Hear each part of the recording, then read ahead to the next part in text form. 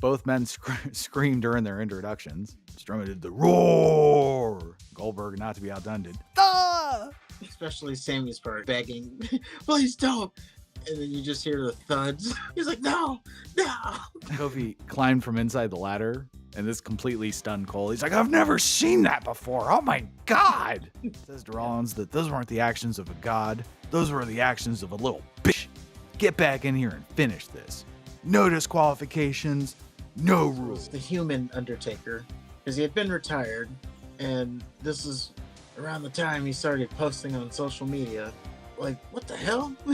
Why is Undertaker posting with dolphins and shit? Wrestlers would still pander to the non-existent. Yes. There's one point in the match where Asuka's saying Kabuki words and she's dancing to the crowd, and it's like, there's no one there, Asuka. Yeah. Baron Corbin also. He did that thing where he just looked into the crowd. Like, what the fuck are you looking at? Yeah, and he pointed at someone and said, bow down. It turns out there was no one over there. So WrestleMania 36. Boy, was this a fun little pay-per-view. I was excited to talk about this one. So Stephanie McMahon opens, says this year's WrestleMania will be unlike any other because there will be no roaring crowd. And tonight, WrestleMania will be held at a closed set, as well as other locations. But WWE is still committed to bringing us a little escapism during these trying times. They don't really go into what those trying times are. Well, this was very, very, very early stage of it. It was back when we didn't quite know what was going on. We just knew everything was shutting down. At this point, it was like only the essential businesses can stay open. Well, then they did a really lame America the Beautiful mashup. They just spliced past performances into one. Not my favorite creative choice during the pandemic. Seemed to be a thing. Let's just splice a whole bunch of shit together. And the celebrities singing from their homes. Oh, man. That was the worst thing ever. I still watch that from time to time, just to remember. I think that's what turned people on celebrities, looking back at it. Because, like, oh, yeah. You're sitting in your fucking mansion. And then you have politicians. Oh, man, I got all this ice cream. Like, yeah, fuck, I can't pay my bills because you fucking shut everything down, but you're eating fucking Haagen-Dazs. Yeah, their struggles were, like, well over what a real struggle was. Yeah, it was like a little vacation. Come on, guys, just do your part. Motherfucker, I got a mortgage. Do your part. Yeah, and I remember there was one person who, like, complained because they couldn't have their housekeeper over or something. Jeez, how hard that must be on you. Do your own fucking laundry. My God. Yeah. Well, then we had the worst WrestleMania hype video ever. It was too fucking long. I wanted to strangle the bonghead narrator. If I was turning this on for the first time, I would just immediately change the channel. Fair enough. And then we're live, allegedly, in Orlando, Florida, at the WWE Performance Center. Closeted Super Bowl champion Rob Gronkowski is the host. I wanted Alexa Bliss back immediately. Gronkowski brings out his special friend, Mojo Rawley, so they can be homoerotic together. Okay. And then we start off with a girls match for the girls tag titles. And it looked like Alexa Bliss won with a sparkle splash. Yes. Nikki Cross, Alexa Bliss versus the Kabuki Warriors. Match went way too long, I'd say. And I think this was a theme throughout the night. You can tell the crowd missing was like a big thing. It was just weird, like not having a crowd there. And the wrestlers would still pander to the non-existent yes.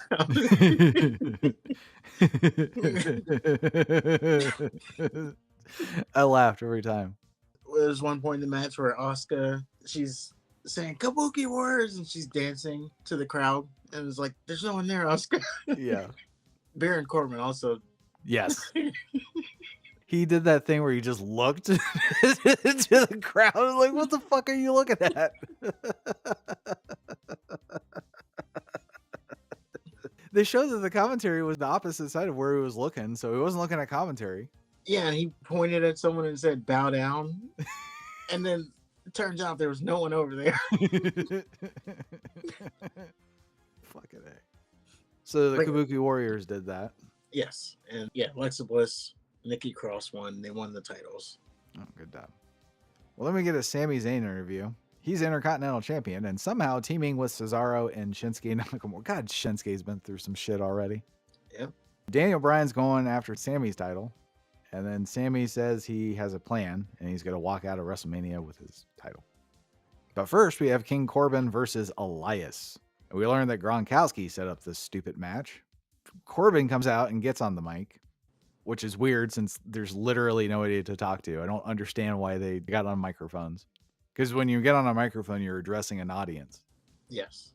Now, I will say, during this whole time, the mic work was better because they didn't have to, pander to the crowd, and the crowd didn't have their stupid what chants and interrupting and all that. So the promos got across what they wanted to say. So that was a good thing, but it's just weird having a conversation with a microphone to begin with, but when there's no crowd, it's really, really, really weird. Yeah, this did end up being weird. Because when they would play like the clips of Raw and no one was around, and then you saw like Seth Rollins sitting in a chair with a microphone addressing somebody in the ring, like, what the fuck are you doing? Who are you talking to? It's like they didn't accommodate for that. They just kind of went about their business. Like, I'll just keep doing it. Yeah, they never really acknowledged for the longest time that there was a pandemic. And I think the whole thing was like Vince wanted to pretend it wasn't a thing. Yeah, I remember he tried really hard to fight for WrestleMania. That's why it's at the Performance Center. They had to do it last minute.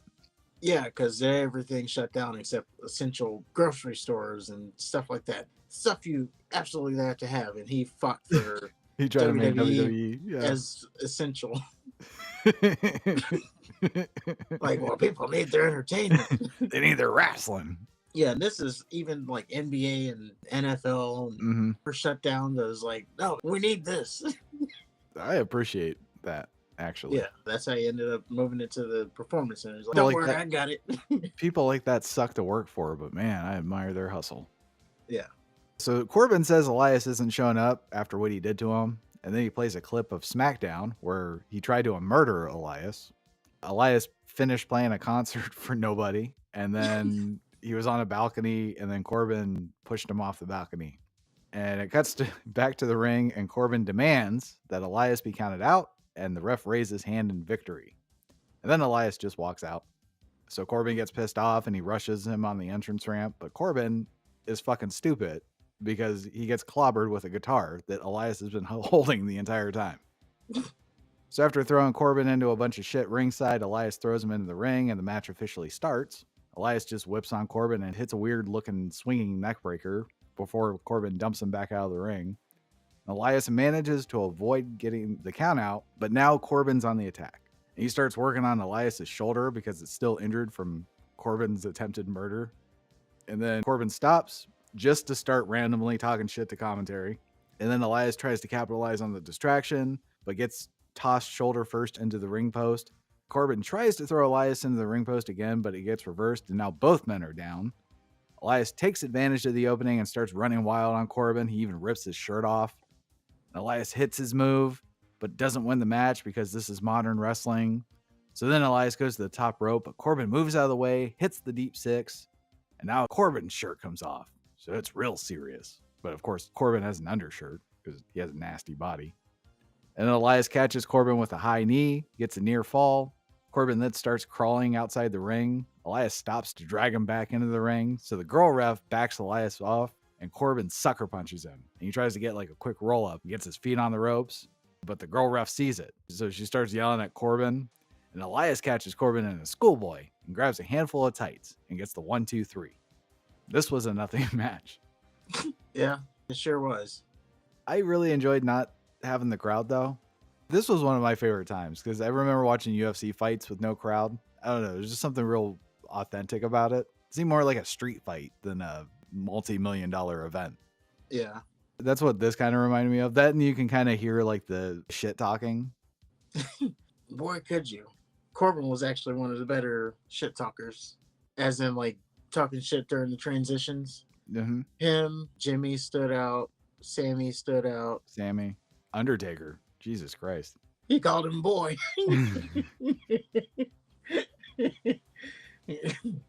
Shit talking was exquisite. Yeah. Kevin Owens. Yeah, Kevin Owens. Yeah, it was just really cool being able to hear shit. Like, oh, so that's what they say. During the ladder match, Jimmy was down. He's like, come on, push through it. Yeah. I enjoyed the shit out of this pay-per-view. This was really fucking fun to watch. And I think it was because it was so different. It's kind of like watching behind the scenes shit. Yeah. And they did a good job, like, not communicating. That's what I was always amazed with. Because Oh, yeah. they say they communicate, like, oh, what's the next spot? What's the next spot? Or They whatever. call spots, yeah. Yeah, you didn't hear any of it. So I Well, think Cena hasn't wrestled yet. I'll let you be surprised on that. Does he not wrestle? I don't want to say too much. Okay. Anyway, yeah, enjoy the atmosphere, surprisingly. Unfortunately, that also meant we could hear the girl ref pretend to be a girl boss, which made me despise her even more. Well, she had to show her authority. Yeah, but she's looking up. Come on, listen to me. I got the bigger dick. Again, she's the authority. You gotta listen to the authority. The authority has to convey authority. She does not. She just checks off a box. I also like that Corbin had real ring gear. It's better than the slacks and the whatever the fuck he was wearing last year. He made me uncomfortable. Yeah, he had the button down and slacks. Yeah, it was just itchy watching him. Yeah, that's fair. Well, then we had a girls' match hype video. Baszler bit the fuck out of the back of Seth's husband's neck and then won the girls' chamber match because she was a cage fighter. Good logic. And Seth's husband said she's winning the match against Baszler because she beat Ronda Rousey, which is, I guess, good logic as well. And then Baszler vows to tear the shit out of Seth's husband. And then we get the girls' match for a girls' singles title. And Seth's husband won, so now we're supposed to pretend she's a badass because she beat 2 legit MMA people. Yes, this was the big takeaway. Also, the burial of Shayna Baszler. So, to recap, apparently Paul Heyman was behind the booking of Shayna Baszler. Which is why she was so badass. Yeah, he's the reason she just showed up and bit Becky's neck for no reason. I mean, shit. I almost watched the match. Yeah, so you had that. And then we go to Elimination Chamber. During the Elimination Chamber, she literally eliminated everyone. And it wasn't even close. Like, she pretty much just next person up, choke them out. Next person, choke them out.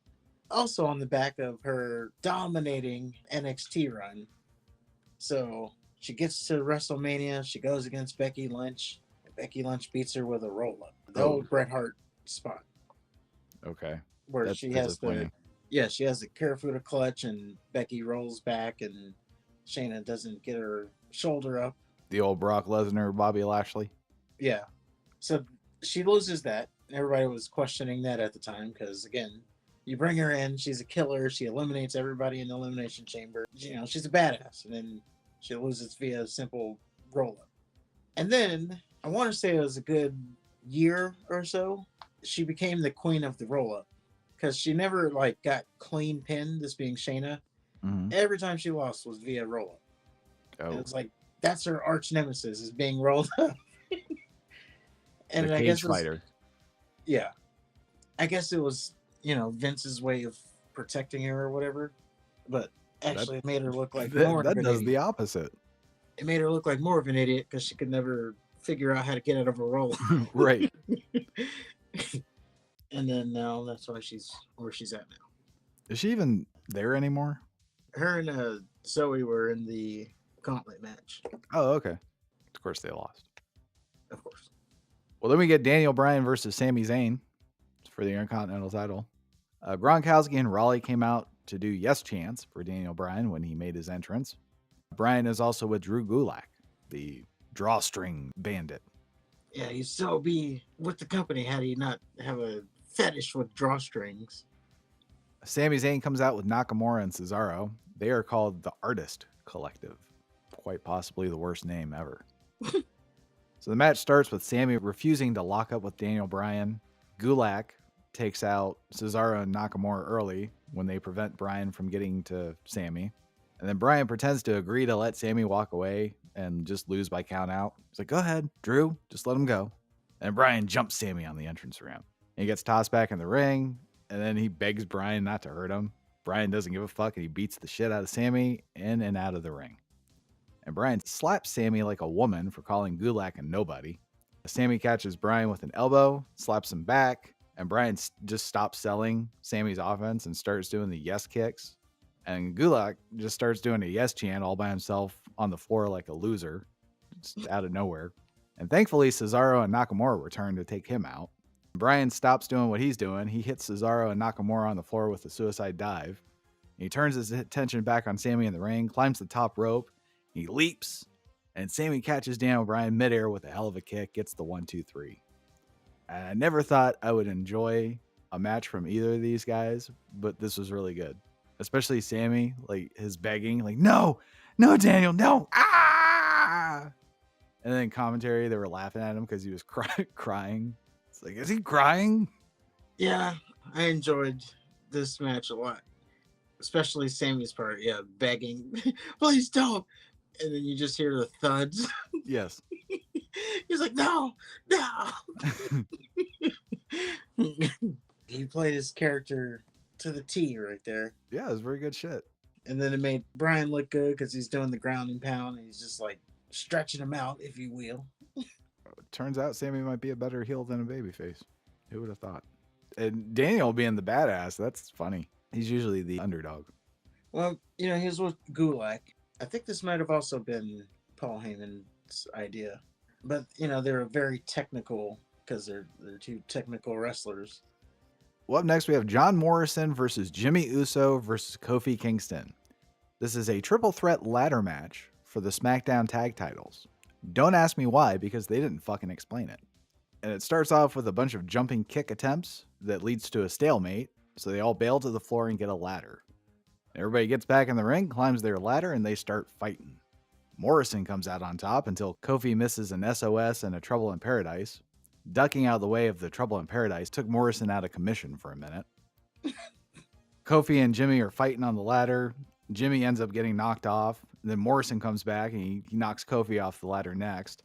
Then Jimmy comes back. He drags Morrison off the ladder. They start fighting. Kofi tries to do some ridiculous thing where he leaps from the apron and he goes under a ladder and he leaps at Morrison and Jimmy. And I'm sure it was an awesome move in his head, but in reality, Morrison and Jimmy just catch Kofi and toss his ass out of the ring. And then Jimmy goes to fist bump Morrison after that, but hits him with a cheap shot, which I thought was funny. He's like, good job, bro. Morrison creates a ladder bridge in the corner, hits Jimmy with a Starship Pain after standing on the top rope for about a week. And then Morrison takes even longer to try to climb the ladder after that. So Kofi ends up coming out of nowhere and he hits Morrison with a Frankensteiner off the ladder. Jimmy and Kofi start fighting. It spills out of the ring. Morrison gets involved again. So Kofi hits Morrison with a suicide dive.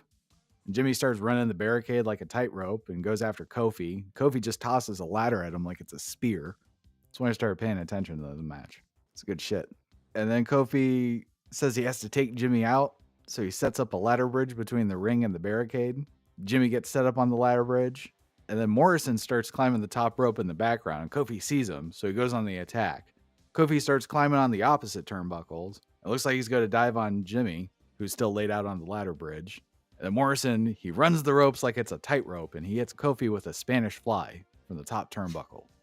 And then Jimmy comes out of nowhere. He hits Morrison with an Uso splash. And Morrison was kind enough to scooch in position for Jimmy so he could hit the splash, which is nice of him. And Jimmy starts climbing the ladder for the belts, but he gets stopped by Kofi, who recovered.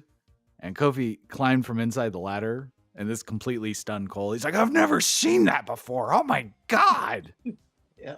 Kofi goes for the belts, but now Morrison stops him. They fight on the top of the ladder for a few seconds. Then Morrison gets knocked off. Kofi stomped him. Another ladder bridge gets set up in the ring, and Jimmy tosses Kofi face first into it. And he hits Morrison with a super kick. And then he sets up Morrison on the ladder bridge, starts climbing the ladder. Morrison recovers, pushes the ladder over, which sends Jimmy all the way out of the ring and onto the floor. And they're like, oh, we're not going to see Jimmy ever again. And Morrison, with a clear path to victory, stops to fix the ladder bridge before going for the belts, which assures us there's going to be at least one more stunt. And sure enough, Kofi stops Morrison from getting the belts, and now they're trading punches on the ladder.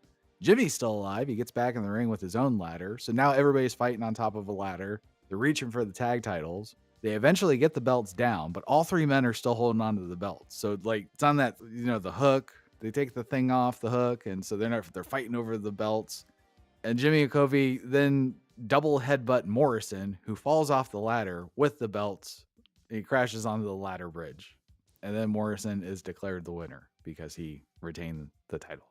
So I dug the match, but I wish they could have explained why the tag titles are being contested in a triple fucking threat match.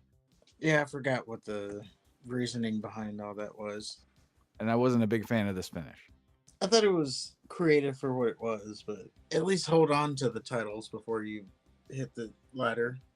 Because at that point, they kind of already had called the match, but if he drops the titles, then it should be whoever retrieves them at that point is the champion. I don't know. It seems like a cop-out finish. Yeah, the old left finish, yeah. Well, up next, we have our Seth Rollins, Kevin Owens hype video. Rollins is called the Monday Night Messiah, and he's rolling with Authors of Pain and Buddy Murphy, who I initially thought was Heath Slater. And until I saw that he had muscle. Yeah, you didn't see the abs, so you would have. Well, there's a first clip, and all I saw was the long red hair, and that was it. But then I saw the second shot, and I saw the muscle. I'm like, oh, that's not Heath Slater. So Rollins and his disciples run roughshod all over WWE, and eventually Kevin Owens is targeted. And Owens tells Rollins he's not making the WWE any better. The only thing Rollins has accomplished is turning himself into a miserable prick. Then we see Owens and Team Rollins in various stages of combat. Rollins says he wants to crucify Owens when he gets his hands on him. Owens says it has to be at WrestleMania. Has to be. And he vows to beat Rollins and take his WrestleMania moment from him. And then Rollins vows to become a god. Which, there was a line that he said in one of the promos to Kevin Owens, basically said he was a god. You couldn't beat me on my worst day, and now you want to challenge me on the day where I'm a god. Because, he was Mr. WrestleMania. The only thing I gather is Karrion Kross is basically like a discount version of Seth Rollins, Authors of Pain and shit. Oh, yeah. Well, then we get Seth Rollins versus Kevin Owens. And it starts off with Rollins luring Owens in with a sucker punch, and then they just immediately spill out of the ring. And Owens almost gets curb stomped, getting back in the ring. Owens beats the shit out of Rollins, hits a couple standing sentons, and goes for a cannonball. Rollins flees to the floor. So Owens starts tossing Rollins into shit and talking shit ringside. And then he tries to pile drive Rollins on the apron, but he gets reversed. And Rollins hits a Falcon Arrow onto the apron. This is when they were saying, like, oh, it's the hardest part of the ring. Because the greatest announcer in the world, Michael Cole, is a drone. Rollins hits Owens with a couple suicide dives. And Owens gets back in the ring, and Rollins just beats his ass some more. He goes for another curb stomp, but Owens moves, and he hits a DDT. Rollins tries to hit Owens with a stinger splash. Owens sidesteps, hits a super kick and the cannonball, then a swanton from the top rope. He goes for a pop-up powerbomb, but that gets countered. So then Owens goes for a stunner, and that gets countered too. And then Rollins hits an enziguri, but Owens is able to use the momentum to hit a clothesline. So now both men are down. And Owens sits Rollins on the top rope. Looks like he's going to go for his top rope thing. I don't know what it's called. But Rollins counters into a sunset flip buckle bomb, which is ambitious because it's a surgically repaired ACL, and he's buckle bombing Kevin Owens' big ass. Then he hits two super kicks. He goes for the curb stomp, but Owens counters with a pop-up sit-down powerbomb, and that was a near fall. And Rollins rolls out of the ring. Owens gives chase. Rollins clocks him with the ring bell, and the ref calls for the DQ. It was kind of funny because Rollins had to hand the ring bell back to the guy so he could ring the bell. So Owens is announced the winner by disqualification. Rollins laughs at him because he's still writhing in pain from the ring bell strike. And he goes to leave, and his music starts playing. So Owens grabs a mic, rolls back into the ring, says to Rollins that those weren't the actions of a god. Those were the actions of a little bitch. Get back in here and finish this. No disqualifications, no rules. Well, Rollins is all about that, and he heads back to the ring. He immediately starts beating the shit out of Owens. I always appreciate when they call for something and they just immediately start getting their ass whooped. Like, well, you wanted this. So yeah, he beats the shit out of Owens. He calls him a fat piece of crap on top of it. And Owens gets thrown out of the ring. Rollins beats his ass some more. And Rollins says, I can do whatever I want. Oh, I can think of a few things. And he nails Owens with the steel steps. He starts working over Owens with the chair. Owens tells him that he's always been a bitch. You've always been a bitch, and you'll always be a bitch. And Owens ends up grabbing the ring bell, and he lays Rollins out with it, and he gets laid out on the announce desk. Then Owens climbs the WrestleMania sign. He dives on Rollins to the announce desk. And you can hear Rollins wheezing in pain, which was another thing. You can hear like the extra shit. Yeah. Which made me fucking hurt. And then when he tossed him back painfully in the ring, I'm like, oh shit. So Rollins starts to beg. Owens just hits a stunner. 1, 2, 3. Quite possibly the match of the night. At least up until that point, is what I wrote. Selling was top notch. Like I said, my stomach was hurting when Rollins screamed and wheezed in pain after the dive from the stage. And I loved how you could hear the shit talking, and they didn't hold back with the language at all. I mean, they didn't motherfuck anybody, but yeah. Yeah, pretty enjoyable match there. I got tricked because I forgot that it restarted.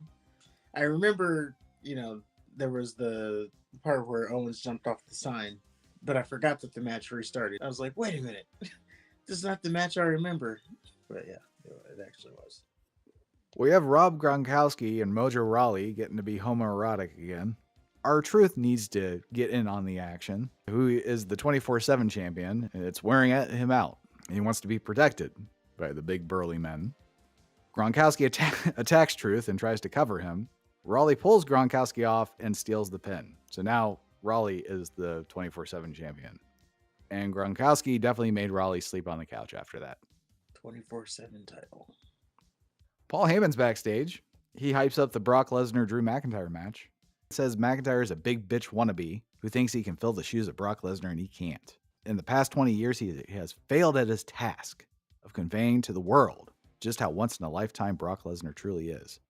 He's not one amongst us. He's a super being, not even of our species. Drew McIntyre's going to find out tomorrow that there's not a damn thing Drew McIntyre can do about it. Heyman says McIntyre's going to crawl out of the ring, victimized and conquered. Not by a man, not by a mere mortal, not by one of many champions, but the greatest title holder that's ever blessed a WWE ring with his mere presence. The reigning, defending, undisputed WWE heavyweight champion of the world, Brock Lesnar. And I wish anybody would talk about me like Heyman talks about Brock Lesnar. Yeah, gotta have that kind of a hype man. So next we have Braun Strowman versus Goldberg. It's for the WWE Universal Championship. Goldberg comes out with a ho-hum entrance and a gray old man beard. Both men scream during their introductions. Strowman did the roar. And Goldberg, not to be outdone, did ah! So they have a stare down in the middle ring, talk shit. Goldberg strikes first. He goes for a shoulder tackle in the corner. Of course, Strowman sidesteps, tries to hit a running power slam. Goldberg escapes, hits the spear. But Strowman immediately gets right back to his feet. Then Goldberg hits another spear. Strowman gets back to his feet. Goldberg hits a third spear. He goes for the cover. Strowman kicks out. Goldberg goes for another spear after pretending to look surprised. And Goldberg hits the fourth spear. He goes for the jackhammer, and Strowman just counters with 4 power slams, 1, 2, 3. It was a fun little match, I guess. Yeah, you gotta love those matches where it's only finishers. That's all it was. Where all of a sudden the offense you just took didn't mean a goddamn thing. Yeah, when they're just throwing haymakers, only finishers. Love those kind of matches. Well, up next we have AJ Styles Undertaker hype video. AJ Styles says Undertaker has taken moments from him, so he challenges him to a match at WrestleMania. He says 15 years ago he'd be scared to challenge Undertaker, but Styles doesn't see the Phenom anymore. He sees a broken down old man named Mark Calloway. He said his real name. Styles suggests that Undertaker only comes back each year to wrestle so he can provide Michelle McCool with a lavish lifestyle. He tells Undertaker his wife's going to run him into the ground, and Styles is going to help her. It cuts to a contract signing, and Undertaker's ready for a fight. Styles appears on the Titantron and mocks Undertaker and his wife, calls him Mark, says he's pussy whipped. Styles signs the contract, then he has his goobers, the OC, deliver the contract to the Undertaker. Undertaker, of course, beats the holy hell out of the OC while Styles makes overdramatic faces, and then Undertaker signs the contract himself. Styles then says he doesn't want selfie posting Mark Calloway, he wants the dead man of yesteryear. And the only way to bring him out is in a match he'll love to be in, a boneyard match. And Styles says he picked out the perfect plot to bury Undertaker. It's the same plot Michelle McCool buried Undertaker's career. So then it cuts to a cemetery. Undertaker's music's playing, and a hearse pulls in through the cemetery gates. Druids pull a casket out of the hearse and open it. And up sits AJ Styles, and there's a fucking beat switch to his music. Styles says it's not scary and he's ready for The Undertaker. And he's like, where is he? And then you can just hear in the distance a motorcycle rumbling. And of course, it can only be the dead man. And then fucking Metallica plays. And Undertaker's just riding in the moonlight. He pulls up. Styles tells Undertaker he didn't think he showed up. Tries to take him out immediately with a brick. And Taker just beats the piss out of AJ Styles and calls him Alan. And he slams Styles in the casket. It was so hard the handle falls off, and then Taker tries to stab him with it. He's leaning up against the hearse, and Undertaker tries to stab Styles with the handle, and then Taker's arm goes through the window. So now Undertaker's arm's bleeding. He's like, ah, son of a bitch. This is very Western. Yeah, look what you made me do. Then Taker slams AJ through the hearse windshield and wails on him on the roof, screaming never to talk about Michelle McCool again. And then AJ throws dirt in Undertaker's eyes, follows up with a swift kick in the dick, tries to put Undertaker in his grave, but Taker recovers and he knocks AJ into the hole. And then the OC show up, who we've already seen Undertaker easily defeat single-handedly. And Undertaker goes after the OC. They're standing in, I don't know if it's a barn or a house or what. I'm going to call it various things because it looks like various things. But the lights of the building that they're standing in front of come on. And then out comes some druids. So the druids circle Undertaker. He's looking around. He's like, all right, if we're going to do this, let's go. And then they all just start fighting. So the Undertaker beats up the druids, but the OC get the jump on him. And then Undertaker remembers that they're the OC, and then he beats them up with a shovel. And AJ comes out of nowhere and clocks Undertaker in the back of the head with something that shatters. I don't know if it was a tombstone or I don't know. I don't know what it was. And he beats the shit out of Undertaker and he spears him through a barn or a shack, whatever. And I'm like, where'd the druids go? Well, he took the druids out. You know what? It reminded me of a mix of Walker, Texas Ranger, and Power Rangers. And they're the putties. Yeah. So Styles tells Undertaker he doesn't have it anymore and he isn't the Phenom. Undertaker's just sitting there wheezing. He gives Styles the finger. Undertaker crawls to the grave for some reason. And Styles clocks Taker in the back of the head with a shovel and Undertaker falls into the grave. And Styles gets into a bulldozer that just so happens to be nearby. He goes to bury the Undertaker. And then the Undertaker appears behind Styles and whips the shit out of him. And Styles runs, climbs on top of the roof of the house or barn or whatever. And Undertaker makes fire happen. The OC come back to get their asses kicked. Gallows gets knocked off the roof. He's just thrown off. I'm sure he's fine on next Raw. And then the other one got Tombstone on the roof. And then Undertaker chokeslams Styles off of the house barn onto some wooden shit. And Styles is just laying in a heap. He's like, oh, goddamn. And then Undertaker just walks up to him and he asks if he remembers his wife's name. He's like, what's my wife's name? You remember her name? What's that about me being an old man? Yeah, that's part. He's like, you gonna say her name, boy? Yeah. I love when someone gets called boy.